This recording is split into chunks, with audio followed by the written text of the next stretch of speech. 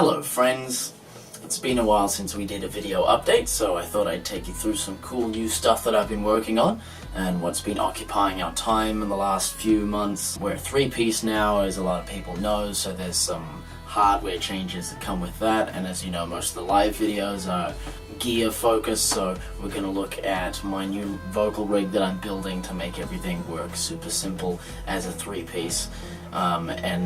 Also I went to Ryan's new drum studio that he set up in his garage, and we had a bit of a play there and we did a little video, so that's kind of at the end of this video. Basically, before we did the UK tour, we looked at some options of how to sort of what we can take and what we can't, and we had to make the rig very, very small. And I specifically looked at how to cut down setup time. So I thought, just like a guitarist, it would be really cool to just kind of have everything like set up like a pedal board in a box that was just kind of already wired, and you just kind of stick it down on stage and then you turn it on. It's connected to my Microsoft Surface, and that runs the software part of it, and the rest is just all wired up, all kind of like like a self-contained unit. And that would be really cool and would be really good for transport, setup, everything. The alpha version of that is what we ended up touring with, and it was good. It was an audio interface, a pedal, wireless mic receivers for me and Kiva, a power board with all the power plugged in. It was all sort of set up in this case, this cheap hardware case. This is, that's all of that fit in here. It's nice and light. I just got it from the local hardware store and beat the hell out of the weight rating for anything you could get from a music shop. I got one from a music shop and it was like 3 times the price and really heavy and kind of bigger than I needed, and I ended up just giving that one away, selling it in fact, because I didn't need it. It was heavy, man, and it would have been really hard to transport across multiple countries. So we had some issues with that alpha build, the main one being that I did a lot of Tetris work to try to get that to all fit, and I was very proud of myself. I came up with something that was pretty cool, but when I needed to troubleshoot it, it was hell. Like, it was hell. It was just all so perfectly put together that you couldn't really get in there, and so there was an issue with one of the shows where I needed to kind of go through methodically each piece to see what was wrong in the signal chain, and I just couldn't do it. In fact, I got so stressed out that I accidentally broke a quarter-inch headphone jack off trying to get it into a place that was kind of concealed where I hadn't thought I would ever need to put headphones in just to test something. So that was not good. So the new build is a lot more spacious, but still has the same idea. It's actually got very similar equipment in it, but it just I've learned from my mistakes, and the case is a bit better and there's more space.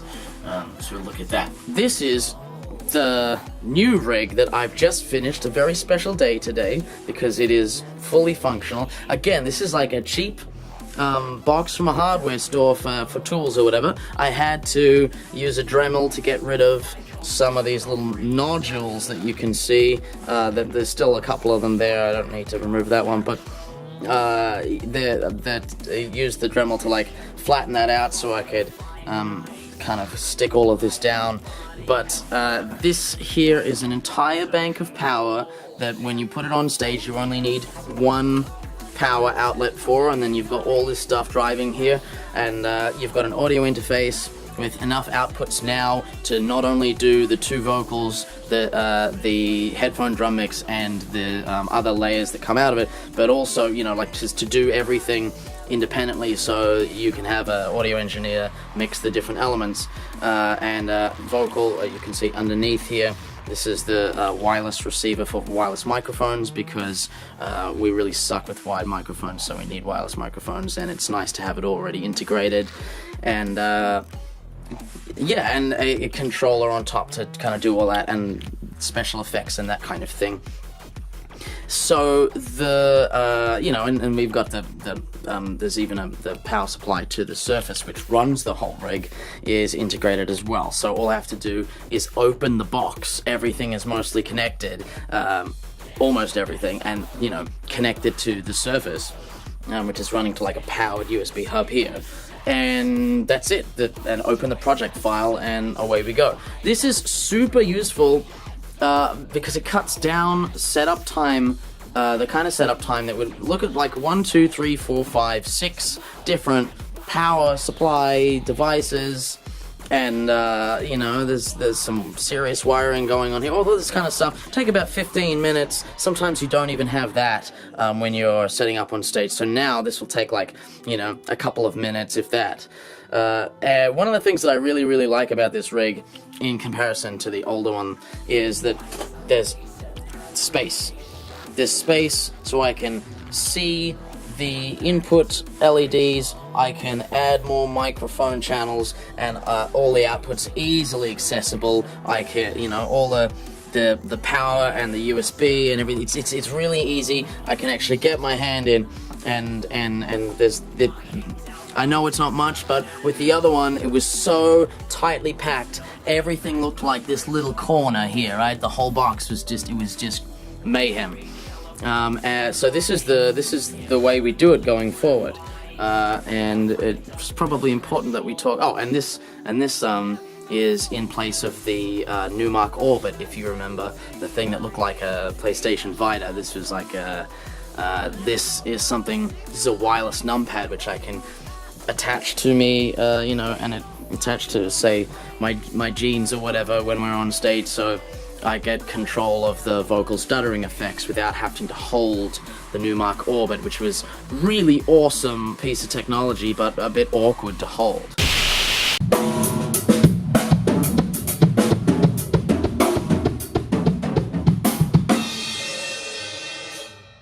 Good afternoon, Josh. Hello, Ryan. What are we doing today? So today Josh is taking me through the audio recording process for my studio. I've decided to go out on my own limb and build my own studio, which is presented in front of us here. My favourite kit of all time, special buy. I've gone all out. I've gone proper camera, proper mics, sort of proper room, and Josh has run me through today what it takes to actually record drums, and we're getting a decent sound. To your left, you'll see the rig that I'm putting together for our next film clip, which is going to be made purely of industrial materials and some drums. Just, we can set fire to this, we can do damage. For the image we're going for, I think it's going to be really industrial. So what we're going to do today is a Book of Gates playthrough, testing my new rig here, and with my camera. It does seem small, but this gives you 4K ultra wide, which makes it look sick. Josh has been very generous to give me his time to do all this, because this has taken days. The first time we tried it, my software was wrong. We've come back with proper software. My mics are set up. We've been working with how resonant this kit is. Come with me. It's a very resonant setup. So if you go near any of these drums, if you even go near them, they make this ghostly fucking noise, and they can all talk to each other. Which is what you don't want in a recording, because with the mics all close, you get these overtones which we don't want. So we've had to work on that today. And this is essentially where I'm going to be at. This is where I'm going to be producing my films from. This is the Drum Workshop Collector's Edition. They call it the Bog. It was a Romanian oak tree pulled from a river. This thing's a Romanian oak tree? It's a Romanian oak tree. It was pulled from a river after being there for 500 years. I get a plaque on the each side, or the inside of each drum. What the fuck? To verify. Hang on, whoa! I didn't know. I didn't know about this. Show me. Whoa! Show me this shit. Where is this? All right. So inside, I get a timber number. This is the C, and that's the D. So these are both ideal tune of C, and that's D. So this kit was made. There's another drum that comes with it. It was really expensive, but they did a limited run. And I wanted something that was going to be special just for this studio, something that not many people have. I think one other guy in Australia has one. That's fucking insane. What are these called again? They called it the Timeless Timber, just because it was underwater for 500 years, but it's Romanian oak, it's Romanian river oak. So they're not allowed to harvest those trees by normal means. They have to wait till they fall over of natural means, and then they can go and collect them.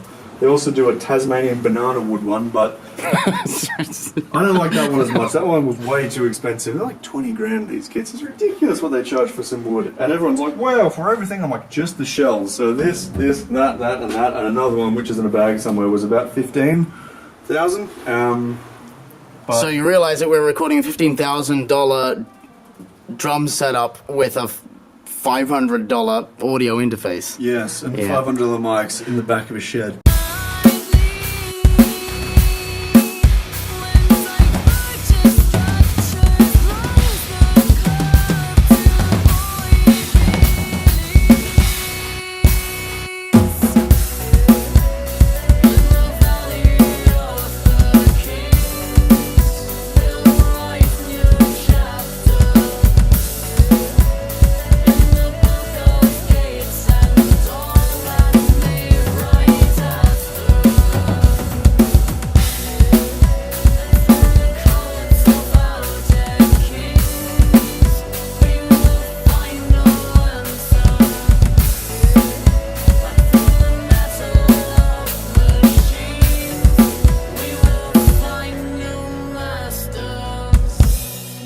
That kid is sounding chunky now. That's perfect. So. It's been a good day. A lot of things to remember from today. Yes, his head is going to be full of knowledge, pushing one thing in one side and some things falling out the other for a few weeks. It's great. 3 months ago, I honestly believed this wouldn't be possible without a fucking $1 million, but it's happened. We're there.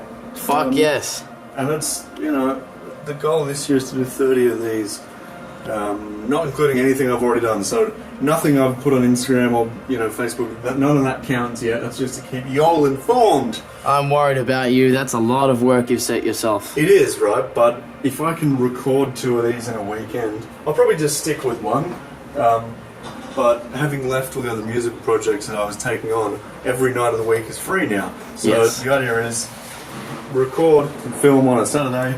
Only need a couple of takes to get it right. The routine is perfect now. Without, lots of silly bands, I can focus on going to the gym, staying healthy, getting proper rest. Because that should have wear you out, right? There was a time I was doing like a street show till 11 o'clock every night. Now, that sounds okay, but by the time you get home it's 12 o'clock at night, and by the time you've made dinner it's 1 o'clock in the morning, and then you're going to get up the next day and do it all again, and you certainly lose a lot of interest in doing that. You hate what you have to do. Yeah.